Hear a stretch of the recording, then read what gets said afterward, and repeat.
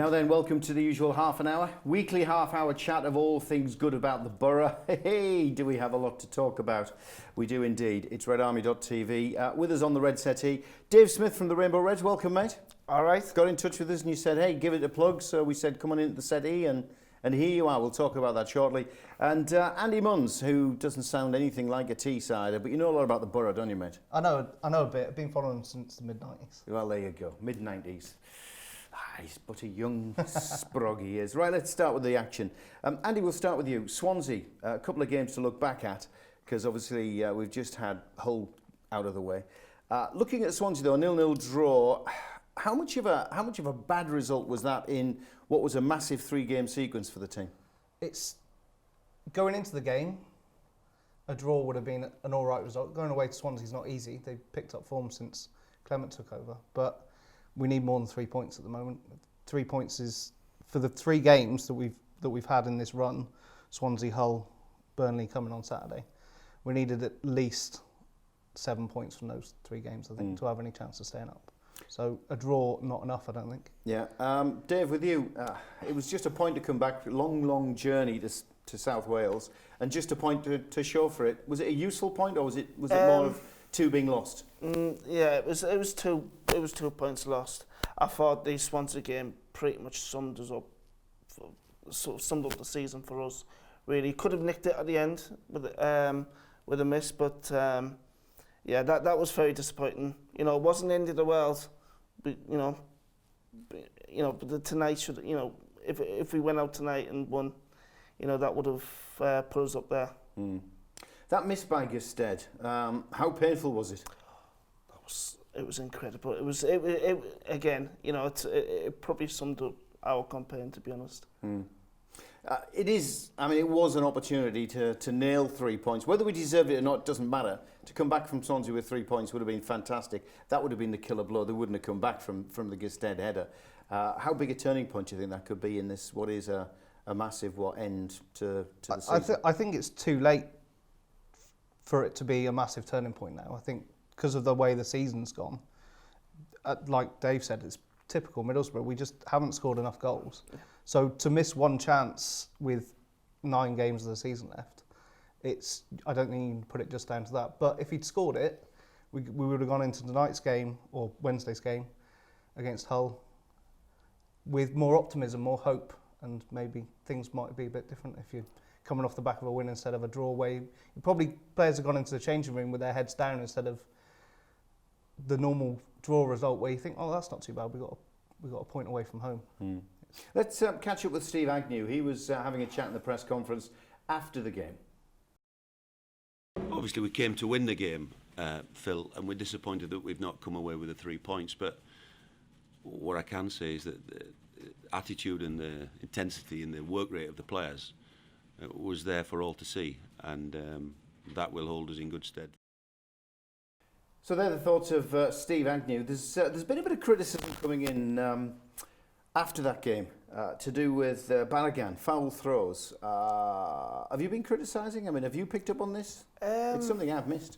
Yeah, again, it's something I've not really noticed it, to be honest. It's, I certainly don't think it's a massive issue. Yeah, I don't understand why fans would pick up on something like foul throws. Is it more just fans are frustrated, so they're now picking up on small things like this, or is it a problem? I think there's an element of that, but I saw somewhere at the weekend, it's 5 or 6 now this season, and for a professional footballer to have one in a season is, I think, bad. I used to play fullback for my local side. I don't think I had a single foul throw in a season. And someone who's getting paid an awful amount of money to not be able to put a ball behind his head, keep both feet on the floor and throw it in a straight line, it's daft, isn't it? So people will pick up and have a go, but maybe it's a bit harsh. We did see a switch by Steve Agnew. Started with one up front, and then obviously as the game progressed, the second striker came on. It's not the first time we've seen that. We saw that against Manchester United as well.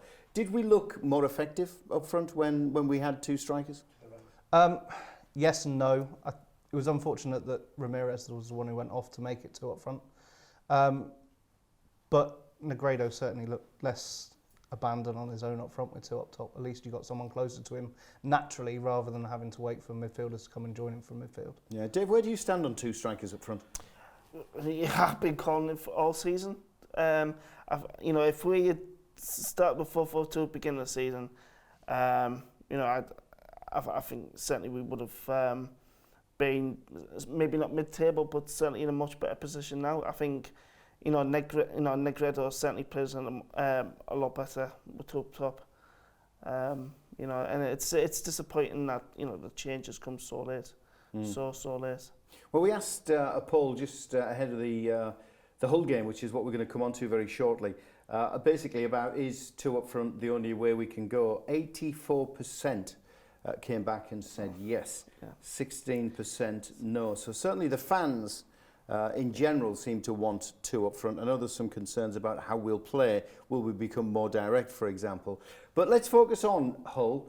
A quick match report after the event. These are the views of the fans immediately after the Hull game. This is Chris Holly. Well then, I don't know what to say. I came here optimistic. I'm leaving now 5 minutes before the end of the game, which I never do. We're going down. Traore never did anything. I was very happy with the team selection, but we just lack that fight. We lack that creativity. And there's nothing. There's nothing. We're getting beat 4-2. Hull, who I think are the worst team I've seen in the Premier League this season. So I'm going home now. Bad enough. And we're going down. All right. Okay, so obviously not very happy views coming out of the KCOM J-Bong, whatever it's called, stadium, silly name. Not very good, Dave. 4-2 defeat. Has that just put the nails into the coffin as far as Premier League survival is concerned? Yeah, you're just talking about the mathematics. The only thing that's keeping Middlesbrough up right now, it's just, it's game over. I think, I think from next week after the Burnley game, we should be looking for a long-term manager. You think Aggers is not cutting it? No, I think he was part of the previous setup. He's been part of previous setups, and I've not had confidence in him whatsoever. I think it's time to know that we're pretty much relegated. It's time to look long term. We'll touch on Aggers shortly, Andy. But your thoughts on what we sat down and we watched? It was a 4-2 defeat. It was, and it wasn't normal Middlesbrough. It was, we were loose at the back. We looked a bit better going forward. We scored a couple of goals. We looked like we could have scored more, but Hull looked like they could have scored 6 or 7. And it's not the normal back four. It's probably one of the first choice back four started today. And even Ben Gibson didn't have the best of games today, which is the first time I could probably say that this season. I think that Gibbo's not being the best player on the pitch. Well, let's delve into some social media for you. This is immediately after the Hull game. Mark Heward, pathetic. That's a simple one, but a cutting one. Alan Hunton, let's stop worrying. This team will get murdered by Hull's pace. Goodbye, Premier League. Can't play without pace. And certainly we were. Neil Strike, well, I wonder who will be our manager in the Championship. Obviously resigning himself to the fact that the Borough's going down. And Borough's inside man, I know we got beat 4-2, but apart from Hull, everyone else above us lost. We still have that game in hand. Optimism. I must be crazy. I think you are, mate. I mean, I want us to stay in the Premier League. I'm desperate for that. But I don't see anything that suggests otherwise. On the question of manager, Dave touched on it earlier. He doesn't think Agnew's the man to take us into the Championship. Where do you stand on that? He wouldn't be my first choice, but he's not really had a chance yet to put his impact on a team. They're not his players that he would possibly pick. I think he's shown that by bringing Husband back in out of the cold against Hull. And Downing's back in the fray. I don't know if 4-4-2 works tonight, but he's trying things. At least he's trying different things. Yeah. That goes in his favour. And all the players say he's a good coach. Can good coaches be good head coaches or managers? Well, it's wait we've to seen see, examples in isn't the it? past where that hasn't quite happened. Look, we've still got to come on to looking ahead to Burnley. We'll try and be as optimistic as we can. We promise we give a quick plug to Smithy the Borough Fan. Ian Smith, he's got a new blog, smithytheboroughfan.wordpress.com. He's also writing for thefootballfaithful.com as well. So get on there, give him a read, follow a fellow Borough fan and his thoughts as he puts pen down to paper. Right, we've still got to talk more after this break.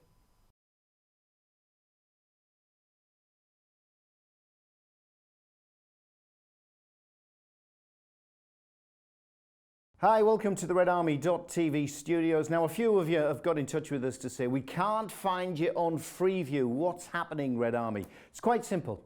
Simple steps to make sure you can tune into us on Freeview on your TV sets.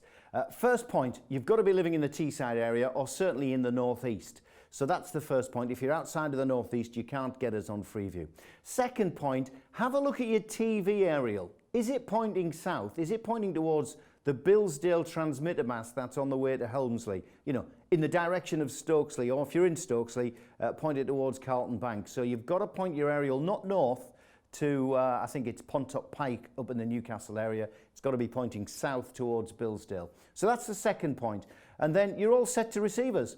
But what you need to do on Freeview is actually retune your TV sets or your Freeview boxes. So get into your menus, have a look at an auto channel tune or a channel tune. It'll be something like that. Do it within 2 minutes. You've got us on Channel 7, made in Teesside. We're Middlesbrough, we're Middlesbrough. Everywhere we go, everyone will know we're Middlesbrough, we're Middlesbrough, we're Middlesbrough. Everywhere we go, everyone will know we're Middlesbrough. If you want to get your match reviews into us, it couldn't be simpler. Just send us your video messages to studio@redarmy.tv. And if you don't fancy seeing yourself on the old telly box, then why not send us a message via social media? You can find us on Twitter and Facebook at Borough Red Army. Well, Moisey, I notice you haven't got any eyebrows. No, none at all.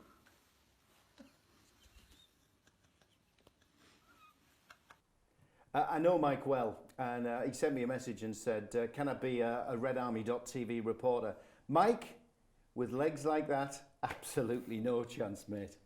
Get yourself a leg wax. Right, back to the programme.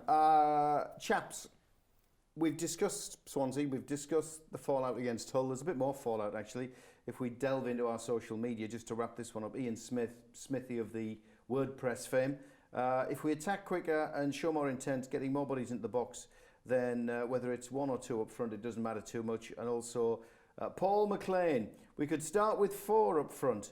Let's be honest, and we'd struggle to score. We're doomed. So not the best coming in from social media. Dave, Rainbow Reds. Let's have a quick chat about that, because that's part of the reason why you're here. Tell us about Rainbow Reds and what it is. Yeah, just over a week ago, there was 5 of us. We decided to launch Middlesbrough Football Club's LGBT plus supporters group. We are the 28th in the country. So, for example, since 2013, when there was only 2, there's now 30. So, you know, it's something which I've always wanted to do. Yeah. I want to do it. Set something up 5 years ago, but now, certainly in recent years, we've seen the campaign like Stonewall. You know, the Rainbow Laces campaign and whatnot, and we just feel now is the time, and the reaction that we've got from Borough fans in particular and from fans around the country, you know, tells us that, you know, we've made the right decision to do this. What does it mean to the LGBT community to have this group now and to get involved in it? Yeah, it's certainly the reaction that we've got back is people feel a bit of pride that you know that there is something like an LGBT supporters group and whatnot, because all for society has moved on and football is finally catching up. Unfortunately, when it comes to homophobia and transphobia, there still seems to be that banter element in the chance, whereas racism is completely taboo now. And it's about challenging that concept, that, you know, homophobia and transphobia and whatnot is not acceptable in football matches at the stadiums or in society in general. So if anybody wants to get in touch, they can do that via Facebook, can't they? It's Twitter. Twitter, sorry. Yeah, Twitter at RainbowReds86, or if people just want to email us for more information, they can do at rainbowreds86@gmail.com. Fantastic. Well, we wish you well with that one, and we're going to continue talking about the Borough, of course. Just going back to Stevie Agnew, I mean, we talked about him beforehand, and we got your point about you don't think he should carry on as far as the Championship season's concerned if we are doomed to relegation. But the differences that we've seen, have we seen any differences? Against Swansea, I don't think so. Against Hull, completely different team. Yeah. Whether that was because of we were forced 4-4-2 because of a lack of fit players to play the other systems, or whether he wanted to try 4-4-2, I don't know. But we were far more open. It was both teams went out and attacked more than a normal Middlesbrough game. So in that sense, yeah, he changed it. But is it for the better? I don't know. We still lost. Well, we'll find out at the weekend, won't we? Because Burnley comes along. We're going to talk about Burnley and hopefully get some optimism into the studio. Yeah. But that's after we've caught up with the latest happenings around the Borough. Here's Heidi with the news. Borough's new fan zone opens at the Riverside for the very first time this weekend when Borough take on Burnley. The fan zone, who's been created in association with Durham Tees Valley Airport, will be located outside the North Stand and opens at 12 noon. It will feature live music, food and drink, and a host of competitions, games and giveaways. Ex-Borough boss Aitor Karanka's luxury 3-storey home is up for sale.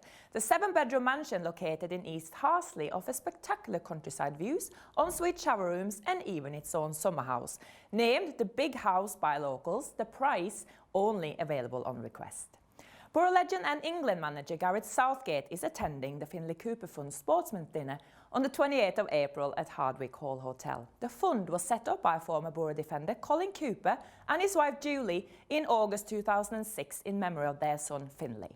The event will also feature former cricketer Paul Collingwood, comedian Stephen Peddy and Adrian Bevington, and all profit will go to the fund. Red Army is delighted to team up with Action Against Poverty, which is a non-profitable organisation who support vulnerable adults and children in the local community. To find out more about the project, go to www.actionagainstpoverty.co.uk or social media at Action Against Poverty NE. And don't forget, if you have any Borough-related news, please get in touch through social media at Borough RedArmyTV or studio@redarmy.tv. Thanks for that, Heidi. And as you saw in the news there, absolutely delighted for RedArmy.tv to be partnering Action Against Poverty, a new initiative across Teesside, based in Middlesbrough, to basically try and remove poverty from our everyday lives. And to start off with, a bit of fundraising, we're going to donate one of our own Burnley t-shirts signed by the entire Borough first team. Even Aitor Karanka's signature's on there, so we got it signed just before he left. So the guys will be doing something, hopefully, here on RedArmy.tv to get a bit of fundraising their way. It's a great initiative. Just sort that one out. Got to be careful with that. Don't want to damage the goods. Fellas, Burnley, we're looking ahead, aren't we? I suppose we'd like to have come into this one, Dave, saying we've got 3 points from Swansea, we got 3 points from Hull. Yeah. So anything out of the Burnley game would be a bonus. It's like I said, it's tough to look forward to the game. You know, you would like to think now that there's little pressure on them that they can at least finish on some kind of high, but it's very difficult to look forward to the game, to be honest. Andy, come on, I'd like to be the eternal optimist here. I remember my good mate Ali Brownlee was always the optimist. Yeah. We were 4-0 down with two minutes to go and he still thinks we could score 4. And I'd like to try and do the same. I mean, maybe now, as Dave says, the pressure's off, so maybe we'll express ourselves a little bit more on the field. 3 points against Burnley, and then could that set us up for dragging some more in the remaining games? You'd like to think so. But I can't see it happening. I can't see us getting 3 points against Burnley. Burnley are a tough side to beat. Every side that's played Burnley this season's found them a tough side to beat. And they're very solid defensively, and they're the teams that we struggle to break down. The teams that come and play against us, we're more likely to score against. Burnley will set up 2 banks of 4, and I can't see us scoring more than 1 goal against them, even if we score 1. But it's the ginger nut coming to town. We don't like Sean Dyche, Dave. Isn't that motivation enough to go and stick 3 past him? Well, it should be. It certainly should be. But yeah, like I say, I think Burnley are gonna have a bit too much. But you know, let's hope not. Let's hope we can smash them. Well, when we look at the run, I mean, it's Arsenal to come at the Riverside. Then we've got a trip to Bournemouth on the south coast. Then it's Sunderland here. Then Man City here. I mean, come on, if we're going to stand any chance of a miracle, a Sunderland type escape, we've got to start with Burnley. Absolutely, absolutely. And I think Arsenal on the Monday night, I can't see why we can't win them, to be honest. I need a prediction out of you. What do you reckon? Burnley. I'm like I said, I'm going to be positive. I'm going to say 2-1 Borough. 2-1 Borough. What do you reckon, Andy? 1-0. 1-1. So Yeah. it's going to be a point out of Burnley. Yeah. Well, I'm going to nail my colours to the mast, and I'm going to say go for it, Borough, and get a 2-0 win. Let's keep our fingers crossed. Gentlemen, we've run out of time. Thank you for your attendance here Pleasure. today. A quick plug, we said we'd do it. South Cleveland Heart Fund at the Dormans, Friday the 7th of April, starting at 6 p.m. Manic Monday, Ultimate 80s Party Band. It's a big fundraiser for them at the Dormans. Details from the South Tees Heart Fund. You can get that on the website, on Facebook. Another one of Sam Hussein's great do's. And I'm going to abuse my position here. I'd just like to mention a very strong Borough fan, big Borough fan, my dad. Unfortunately, he passed away at the weekend, but I said to Dad, we'd put you on the show and we'll catch you next week. See you.